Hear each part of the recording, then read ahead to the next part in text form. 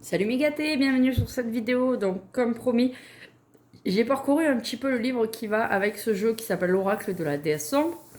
Et je voulais vous faire partager mon tout premier tirage avec ce jeu qui est un tirage un peu particulier, vous allez comprendre. Donc quand je vous ai montré un petit peu ce qui était dans le livre, je vous avais montré un tirage qui s'appelle le speed dating. Voilà, et je vous avais dit, vu que j'avais pas lu, que c'était sûrement un tirage concernant le cœur. Voilà, pour savoir éventuellement si on allait rencontrer quelqu'un ou notre avenir avec la personne avec qui on vit. Et en fait, pas du tout. Le speed dating, c'est un tirage, comment dire, euh, de prise en main, donc comme c'est noté là, en fait, de prise en main de notre oracle. Donc c'est pour savoir si on a des affinités avec notre oracle. Du coup, c'est assez intéressant. Proposé, du coup, je vous propose de suivre ça en direct avec moi. Du coup, j'ai même pas mélangé les cartes. Voilà, je vais vous faire ça de suite. Donc, je vais poser mon livre. Je vais battre les cartes là. Donc, vous voyez, elles sont toujours rangées 44, 43, 42, etc., etc. Donc, on va les battre 3 fois. Apparemment, les cartes, elles sont super belles. Elles sont vraiment épaisses. Waouh, elles se mélangent super bien en plus. Super. Elles sont vraiment épaisses. La tranche est pas dorée. Vous savez, j'aime bien quand la tranche est dorée. Mais là, elles sont pas dorées. Mais bon, c'est pas grave. On a une belle tranche. Franchement, très très belle qualité de carte. Pour 32 euros, ils se sont pas fichus de nous, quoi. Vraiment super top. Donc, j'ai parcouru un petit peu le livre comme je vous disais et j'ai trouvé un truc super. C'est quelque chose que je vous ai déjà dit dans des vidéos et là c'est confirmé et j'adore. Voilà, je me dis enfin quelqu'un. Enfin, franchement, j'ai rarement trouvé des oracles aussi sympas parce que voilà, ils racontent des trucs cool du genre hop, hop, hop, purification et considération du jeu. Et puis, donc j'ai pas tout lu, mais je suis juste tombée sur un petit passage où il est dit que on n'a pas besoin de purifier le jeu et que c'est voilà des croyances, des blocages qu'on a depuis des années et qu'on perpétue pardon en les distillant à tout va, comme quoi par exemple il faut tirer les cartes tel jour ou je sais pas passer de les purifier avec de la sauge, etc. Ça, c'est vraiment les croyances, mais on n'est pas du tout obligé de le faire. C'est selon ce que vous ressentez. Donc voilà, je sais plus où est ce passage, mais bref, j'ai trouvé ça super cool. Ensuite, le coup du speed dating, donc d'apprivoiser le jeu avec un tout premier tirage, j'ai trouvé ça aussi vraiment extra. Donc, ce que je vais faire, c'est que j'ai mélangé 3 fois. Je vais couper dans l'ombre. Voilà, on n'est pas obligé de couper. Et la diablesse. Ouh. Et je vais aller étaler mes cartes. Donc, je vais essayer de mettre dans le champ, voilà, de la cam. Et on est parti. Alors, il y a une première carte à mettre à peu près par ici. Ensuite, une deuxième juste au-dessus. Une troisième. Une quatrième carte. Voilà, on va les disposer comme ça. Je ne sais pas si vous les voyez. Non, vous ne les voyez pas, mais c'est pas grave, je vous les montrerai après. Une cinquième carte. Hop là, une sixième. 5, 6, 7, ici et 8. Voilà, donc ce que je vais faire, c'est que je vais ranger. Hop, reste avec moi. Je vais ranger le jeu. Et on va retourner les cartes pour voir un peu. Donc, voilà, je vais essayer de vous permettre de voir quand même les cartes. Parce que si je vous fais partager le truc et que vous ne les voyez pas, c'est complètement dommage. Donc, la première carte qui est ici. Elle, alors je suis, ce qui est marqué dans le livre.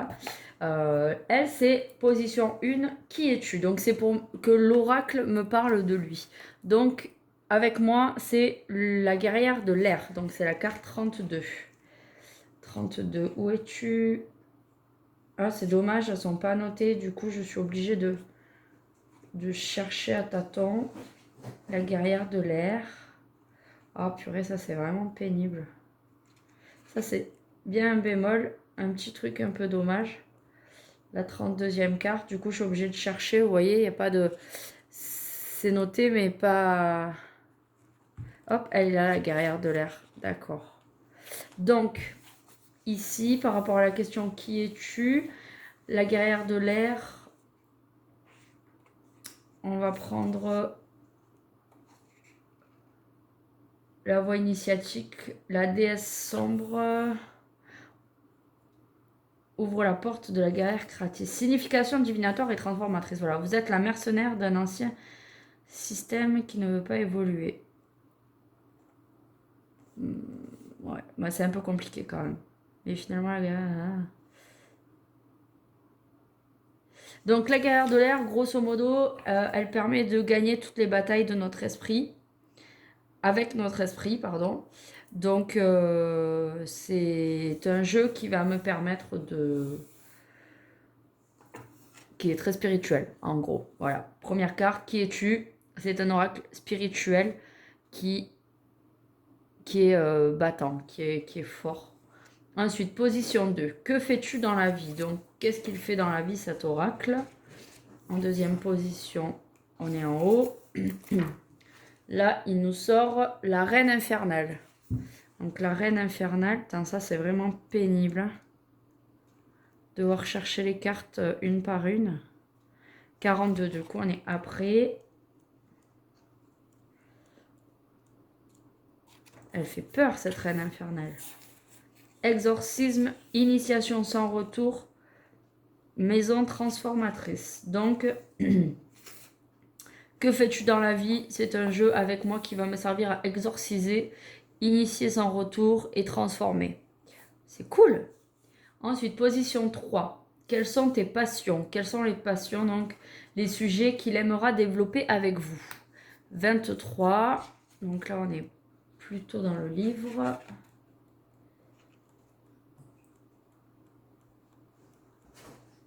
Alors, franchement, ça, je crois que je vais noter avec un stylo sur le livre les numéros des cartes parce que ça va être trop la galère, perdre trop de temps à chercher. Allez là. Donc, on a dit quelles sont tes passions, donc les sujets qu'il aimera développer avec vous, la souveraineté, le territoire, l'assise, la richesse et le mérite. La déesse ouvre la porte à la souveraineté terrestre.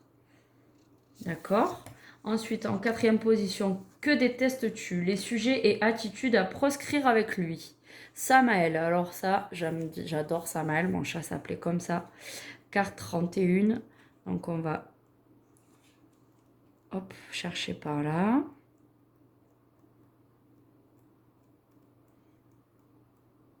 Hop, il est là, elle est là, Samaël. Donc, les choses à proscrire avec le jeu, pour moi, ce sera tout ce qui est ange noir, venin divin, ralliement des échus. D'accord, pourquoi pas. Donc, tout ce qui est négatif, apparemment, il ne faudra pas que j'en demande trop au jeu. Ensuite, position 5. Quel futur pour nous? Une vision de la relation et des synergies que nous entretiendrons. Donc là, c'est 41 dans les bois. Ah si, je viens de voir, là, dans le petit dessin, il y a le numéro. Ah ben c'est top, c'est que je ne le voyais pas avec le serpent, en fait. Donc c'est super. Pour retrouver, ça va être beaucoup plus facile. Hop, du coup, elle est là. Donc on a dit, quel futur pour nous? Vision et relation et synergie entre nous, délire, excès, sauvagerie et don mystique. Ah, ça c'est sympa. Ça me correspond parfaitement. Du moins, ça correspond parfaitement à ce que j'aime. Donc c'est cool. Ensuite, en sixième position, qu'attends-tu de moi? Les conseils pour être en osmose avec votre oracle. Donc c'est ce que l'oracle attend de moi par rapport à mes tirages. Donc il y avait les domaines à éviter et là il y a les domaines de prédilection. Donc 26, elle s'appelle sexuelle. 21, hop, 25, 26, sexuelle. Donc puissance sexuelle féminine, maîtresse et jouissance. Ok, pourquoi pas. D'accord. Ensuite, en septième, avec qui aimes-tu passer ton temps libre? Donc, les personnes avec qui il aimerait être consulté si vous tirez les cartes pour les autres. Donc, miroir, miroir, la 12. Qu'est-ce qu'elle nous dit, cette déesse? Hop, la 12. Protection, reflet, immunité, individualité, insaisissabilité. Je vais regarder ailleurs s'il y a plus d'aide. Alors, vous avez sans doute pris l'habitude d'accepter les jugements et les brimades, les intégrant comme des vérités vous définissant et vous limitant dans votre connaissance de vous-même et de votre développement personnel. Ne tombez pas dans le piège de leur protection. Donc en gros, le jeu va aimer que je tire les cartes pour des gens qui sont, comment dire, qui se dénigrent. Voilà. Donc ouais, c'est sympa. Et ensuite, position 8, que penses-tu de moi, grand fou? Comment l'oracle vous perçoit-il et s'il vous trouve à son goût? Donc je pense que c'est peut-être la première fois que vous entendez ça. Et je trouve ça exceptionnellement cool de voir, d'avoir un tirage qui pense aussi à ça. Est-ce que l'oracle nous convient? Mais surtout là, c'est est-ce que nous lui convenons? Donc c'est sympa. 34 comme une fille. Donc attention. Vérité, est-ce que je conviens à cet oracle et que pense-t-il de moi comme une fille? Donc, carte 34, elle est là. Oups, je crois que j'ai raté un truc. Ouais, elle se cache, elle se cache. Alors, possibilité déconditionnée, force féminine. Ah bah alors, vous voyez, ça me plaît bien. Ça me définit pas trop mal. Possibilité, bof. Franchement, bof. Je vois pas trop, mais oui, peut-être plein de possibilités s'offrent régulièrement à moi et je sais pas trop où donner de la tête. Déconditionnée, alors ça c'est vrai que je suis déconditionnée sur pas mal de choses.